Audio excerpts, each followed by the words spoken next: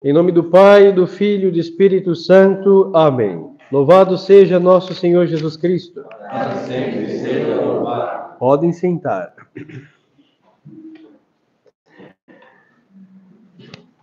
A epístola de hoje de São Paulo apóstolo aos Colossenses nos diz: Meus irmãos, sendo vós escolhidos de Deus, santos e amados, revestivos de entranhas de misericórdia, de benignidade, de humildade, de modéstia, de paciência, sofrendo-vos uns aos outros e perdoando-vos mutuamente. Se alguém tem razão de queixa contra o outro, assim como o Senhor vos perdoou a vós, assim também vos deveis perdoar aos outros. Mas, sobre tudo isto, tende caridade, que é o vínculo da perfeição, e triunfe em vossos corações a paz de Cristo, a qual também fostes chamados para formar um só corpo. E sedes agradecidos.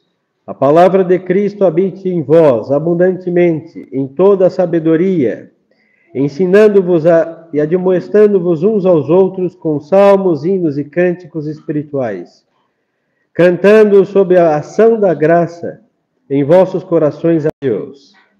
Tudo o que fizerdes em palavras ou por obras, fazei tudo em nome do Senhor Jesus Cristo, dando por ele graças a Deus Pai. Estimadas almas, estamos no 5º domingo depois da Epifania. Esse domingo, esse tempo está por terminar e se avizinha a 40ª, 60ª, 50ª Quaresma. Antes do sermão fica o aviso que os senhores, crianças também, todos, façam seus propósitos de Quaresma e antes da quarta-feira de cinzas, mostrem ao padre por 1000 meios. Temos. Até lá consigo respondê-los. E a Quaresma seja uma Quaresma digna de um católico. Não é só desligar o ar-condicionado. Jejum. Certo? Combater o pecado. Não é só não colocar açúcar no café, pelo amor de Deus. Também. Mas coisas sérias para combater o inimigo da nossa salvação e vislumbrar no domingo de Páscoa a primícia dos ressuscitados em glória a nosso Senhor e esperar e confiar que também faremos parte dos que seguem a primícia. Na epístola de hoje, São Paulo nos diz, é o que vou me deter aqui: sendo vós escolhidos de Deus, santos e amados, revestidos de entranhas de misericórdia. Nos primeiros séculos da nossa fé, a palavra santo não só designava o que hoje nós nos limitamos a designar, pessoas cuja vida se destacou em santidade. Não. Por isso, nas epístolas, São Paulo vai chamar a todos de santos. Os batizados, santos, eleitos. Porque desde o momento que fomos batizados, nós estamos destinados à santidade, mas por infelicidade nossa, alguns se destacam, que são os que nós veneramos. Mas estes alguns são os poucos que levaram ao ato toda a potencialidade que há no batizado. Então, assim sendo, nós vamos ver aqui uma lista de virtudes que São Paulo menciona. Então, revestivos como santos e amados, revestivos de entranhas de misericórdia. Essa palavra nós sabemos, todos nós saímos do modernismo, ela é repetida, insistida e tirada do seu conceito próprio. Misericórdia, já explicamos em outra ocasião, e não redebalde a repetição, a etimologia. Miséria e coração, misericors. É colocar no próprio coração a miséria, ao estado que o outro está, e se compadecer dele. E por que devemos ter essas entranhas de misericórdia? Porque, como filhos de Deus, nosso Senhor, Deus nosso Senhor, é infinitamente misericordioso com todos. Não é porque temos que realçar a justiça de Deus que vai entrar em detrimento à sua infinita misericórdia. Não. Nosso Senhor, Deus nosso Senhor, é infinitamente misericordioso, infinitamente justo. E como filhos de Deus, nós devemos ter esta entranha de misericórdia. E entre nós, às vezes, está em deficiência essa misericórdia. Porque, às vezes, alguns que andam meio mais ou menos praticando ou se arrastando com um catolicismo criticável, quando nós olhamos, nós não somos misericordiosos. Nós temos o rigor do mais cruel dos juízes para falar, não comunga há 5 meses, padre. Chega a missa atrasado. Fazem barulho, são insuportáveis. Sim, é verdade. O problema da falta de misericórdia não é porque falta com a verdade, tudo isso é verdade. Não deixou a gente rezar em paz. Verdade. Se o senhor andar pela cidade, vai encontrar umas de calça por aí, que se disfarçam de tridentinas na vista do padre. Fina flor da modéstia. E depois, em casa, sabe Deus. E a vizinha e a amiga sabe. Bloqueia um padre para não ver os status. Perfeito. Deus está vendo e com isso eu me contento. Aí chega no padre e denunciam tudo.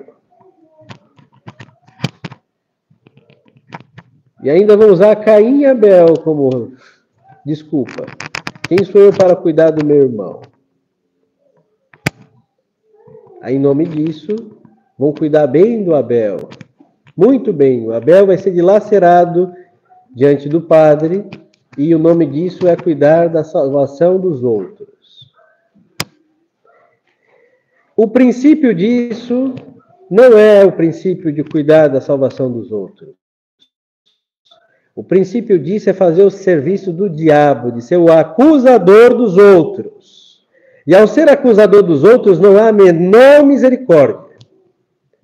Porque o diabo, se aparecesse aqui, espero que não faça, ele poderia apontar os seus chifres a todos os pecados nossos e diria a verdade. Mas qual a finalidade disso? Mover-nos à contrição? Não. É nos mover ao desespero. Enquanto isso, ele segue sendo diabo infeliz, maldito e condenado, como ele foi desde o momento que se rebelou contra Deus. E normalmente os apontadores de dedo na cara dos outros, mesmo sendo verazes, os deles, os seus, estão pior do que aqueles que eles estão a condenar. Então esquecem da sua própria alçada e o seu território jurisdicional, que é cuidar de suas casas, de suas esposas, filhos e obrigações, para ficar mostrando o dedo e condenando a todos. E agora, senhores, quando nós vimos nosso Senhor fazer isso?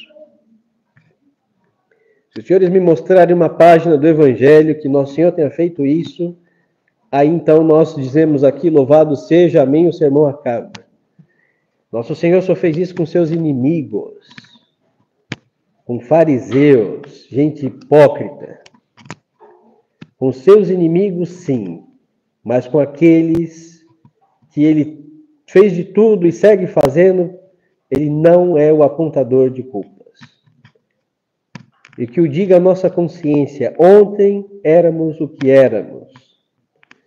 O mover de dedo da carícia da bondade de Deus, nosso Senhor, foi nos levar ao arrependimento. E estava ali sentado na pessoa desse infeliz que vos fala para vos perdoar. Não está ali para condenar ninguém. É verdade que isso tem um limite. Quando chegar a morte, justiça pura, crua e solta, infinita. Mas enquanto estamos a respirar debaixo deste céu, a misericórdia de Deus não se cansa de fazer guerra e de nos seduzir ao amor de Deus e à salvação da nossa alma. Então, assim sendo, São Paulo está a dizer: revestivos das entranhas da misericórdia. E quais entranhas? As de Deus. É verdade que, às vezes, os que não levam a sério o catolicismo extravasam em estripulias. Até o permitido está o limiar do proibido ali. E vamos ali. E que isso gere um escândalo, ou dissemine a dissipação, ou desacredite a prática dos mais fervorosos. Isso é verdade. Agora, o modo de frear não é ficar somente apontando o dedo para o padre. Comece a rezar por essas pessoas. Mais do que eu, é Deus que pode mudar os corações. Eu não consigo fazer os senhores chegarem à missa ao horário. A se confessarem com transparência e diligência. 7 anos aqui dando murro em ponta de faca, eu vou conseguir que o senhor... Eu não consigo nada, só Deus pode mudar seus corações. E quando nós queremos o bem das almas, em vez de ser o acusador, sejamos o intercessor, quem reza pelo meia-boca católico, meia-tigela. A mesma diligência em acusar a meus ouvidos poderia ser ali aos pés do crucifixo, falar: Senhor, é ovelha do seu rebanho, hein? Está cheia de sarna e vai contagiar-nos, tenha piedade de nós, porque o pastor das almas é o Cristo nosso Deus. Então, as entranhas de misericórdia, senhores, aqui já estamos em deficiência. E não é a nossa misericórdia injusta e ridícula, que para não condenar o nosso erro, a gente é permissivo com um dos outros. Isso é abominável aos olhos de Deus. Não é isso. Agora, as entranhas de misericórdia de Deus é esta a verdade e a paciência com as almas. Sempre. Mesmo que azucrinemos e nos rebelemos com nossos pecados, que eu digo, merecemos já a morte desde a primeira, talvez, a palavra que pronunciamos, e nosso Senhor está ali, a sofrermos e a ter grande paciência com nossas almas. Se Deus assim obra, quem somos nós? É verdade que tem limite, tanto no céu como na terra. Mas quando as entranhas de misericórdia estão em ação, não estou aqui a difamar, não venho aqui para ser o delator, mas sim reza, faz umas penitências, e se a coisa não muda, se diz num bom tom e simplesmente, com humildade de alma, e interessado também na salvação do próximo, a avisar alguma coisa. Mas o modus operandi é o que mostra a finalidade destas conversas desgastantes, inúteis e envenenadas. Pois assim sendo, as entranhas de misericórdia, aí vai dizer benignidade e humildade. Benignidade, quase um trava-línguas, é uma disposição de alma de sempre buscar o bem, próprio e alheio, sem o mal ser usado de desculpas. Agora, a humildade, senhores, é essa simplicidade, e aí, resumindo e definindo muito bem, o fez Santa Teresa d'Ávila, que é andar na verdade. Aí vamos ao Evangelho. Nosso Senhor diz que adianta eu tirar o cisco do olho do irmão, se no meu tem uma trave. Padre fulano faz tal coisa e fez isso e postou tal coisa. E como meus olhares estão? Eu tenho uma trave no meu.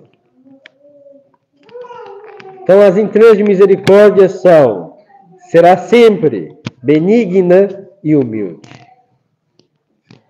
Nosso Senhor, quando condenou seus inimigos, chamando-os de raça de víboras, por exemplo, aos fariseus, sepulcros branqueados, caiados, nosso Senhor estava mesmo ali, sendo perseguidos, em nome da lei de Moisés e do cumprimento da lei, sempre disposto a vencer a estas almas pela sua paciência.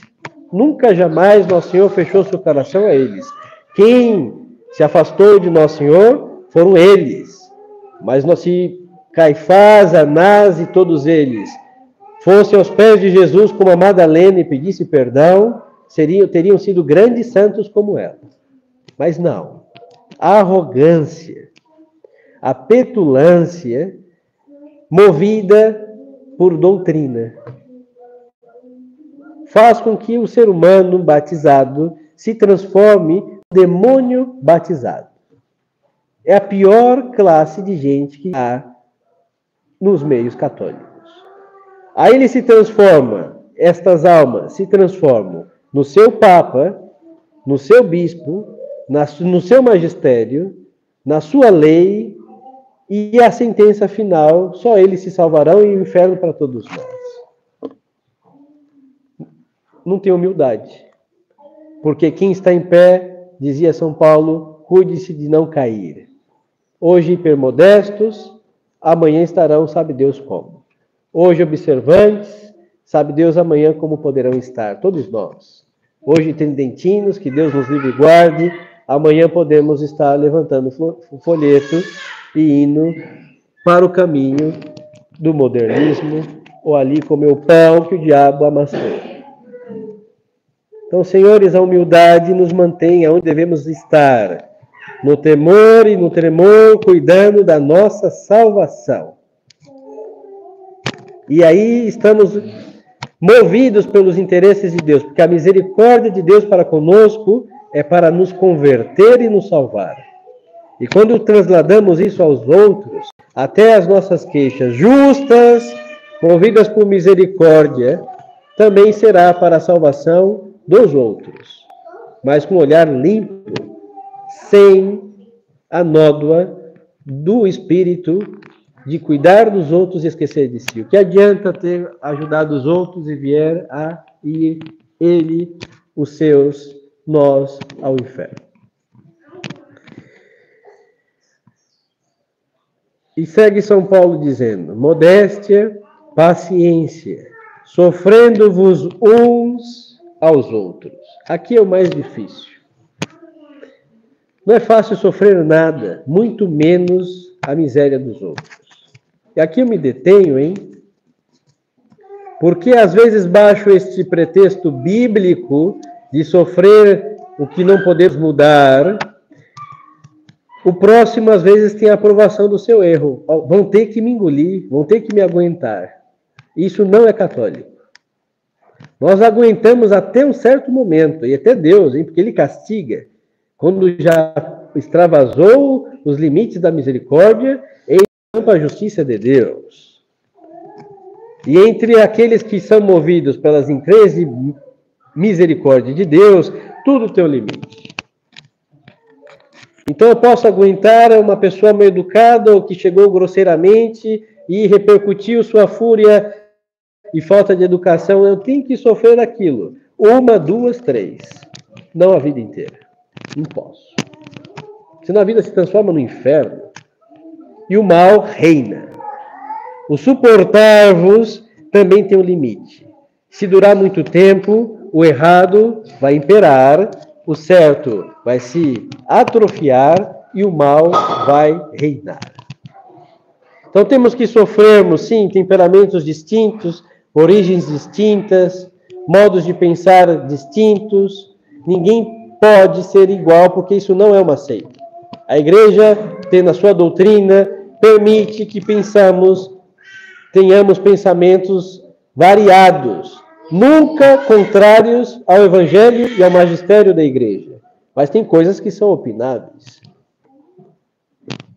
Tem coisas que são discutíveis, salvo os dogmas, obviamente, o evangelho, a doutrina, não é para ficar devaneando e supondo coisas contrárias ou que eclipsam o resplendor da verdade. Mas agora entre os humanos, variações de gosto, de quereres, de não quereres, sim. Aí temos que nos suportar. Mas se Deus também tem um limite, tenhamos um limite. Se estamos movidos pela caridade, esse limite será sempre segundo a prudência. Sigamos aqui para entender melhor. Sofrendo-vos uns aos outros e perdoando-vos mutuamente. Se temos que sofrer uns aos outros e em algum momento perdoar, é porque haverá algum problema aí nesse suportar, cujo remédio será o perdão. Assim como o Senhor vos perdoou a vós, assim também deveis perdoar-vos uns aos outros. Então, aquele que suporta vai pôr um basta, aquele que foi suportado vai se ofender e em algum momento vai ter que perdoar ou pedir perdão. Senhores, estamos no primeiro século da nossa religião, já vão-se 2000 anos, e as coisas seguem sendo as mesmas. Quando estamos movidos pelas entranhas de misericórdia de Deus, se fosse assim, São Paulo não teria escrito todas as suas epístolas, que estaria tudo resolvido. E os problemas que ele denuncia seguem sendo os mesmos. Mas sobre tudo isso tende a caridade, que aí a caridade, vamos ao coração de Jesus, nosso Senhor e Deus. É justa, é misericordiosa, é paciente, tudo suporta. Mas só que não aprova o mal. Nunca. E às vezes isso nós vemos também, muitas, que os julgadores e condenadores inquisitoriais condenam aqueles que eles não gostam. Agora, comadres e compadres, tudo podem. Soltos e fazem o que quiserem, porque é tudo permitido, porque são... Aí dizem que é o padre que tem os seus queridos e prediletos. Aí translada os seus conceitos a mim. Não, pelo amor de Deus. Aí onde fica o bem, a verdade, a caridade suporta tudo, menos aprovação ao mal. Aí vemos que as entranhas são falsas de misericórdia, a humildade não é humilde, o interesse da salvação do outro não é interesse da salvação do outro, e tudo isso vem por terra. Cai por terra por si mesmo. E aí, concluindo, a palavra de Cristo habite em vós abundantemente em toda a sabedoria, ensinando-vos, que aí é outro problema. Se nós temos uma dificuldade com alguém, nós temos que resolver isso com aquela pessoa. Nós somos adultos. Apelamos aos mais velhos como somos crianças. Certo? Agora, adultos. Se eu briguei com o senhor, a gente vai ter que resolver aqui nós dois. Vou apelar para quem? Se houve um mal-entendido, vamos ouvir, vamos esclarecer, vamos explicar e vamos resolver. Queremos ir para o céu. Então, devemos ouvir e saber falar. E não fica nesse ofenser, me ofendeu, não sei o quê, assim, milindre. Aí vai o padre como se fosse o professor da escolinha, da segunda série, dos delinquentes, para ali resolver coisas que não é da minha alçada. Me desculpem, senhores, eu tenho muito o que fazer, graças a Deus. E esses problemas humanos, sejam entre nós, sejam no trabalho, onde estivermos com o vizinho, aonde estiver, tem que ser resolvido com maturidade de alma. Aí sim, podemos corrigir, falar, olha, tal coisa está errada, isso pode gerar um escândalo. Sim, e o outro tem que enxergar se está errado. Errado está. Temos que ter a sanidade católica de enxergar o bem e o mal. E se estamos corretos, que Deus nos dê a perseverança. E se estamos errados, que Deus tenha piedade de nós e possamos emendar o erro que estamos a fazer ou dizer.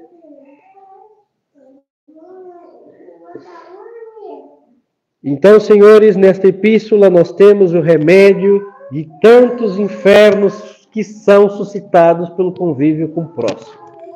E mesmo que pareça, pois estou diante do meu bom Deus, nosso Senhor, não estou aqui a jogar indiretas a ninguém, mas assim a dizer a todos aqueles que fazem isso que devemos nos emendar, tanto a pronto escondido e tantos os delatores da conduta do próximo. Porque diante de Deus nós não temos um acusador nosso, nós temos um advogado nosso, que é o Espírito Santo Paráclito. Agora, o acusador que foi posto por ser o que quer nos condenar é o demônio. Então, antes de acusar, apontar, vejamos as intenções por detrás, porque muitas vezes, em nome da caridade e da verdade, estamos a trabalhar para o diabo. Porque disso vem discórdia, disso vem inimizade, disso vem depois ódios. E às vezes num banco, um está aqui e outro está lá fora. E vão comungar o mesmo corpo de Cristo. É uma coisa que não se pode entender. Aí estamos unidos em Cristo e por Cristo, se não fosse por Ele, nos atracaríamos ali fora aos murros.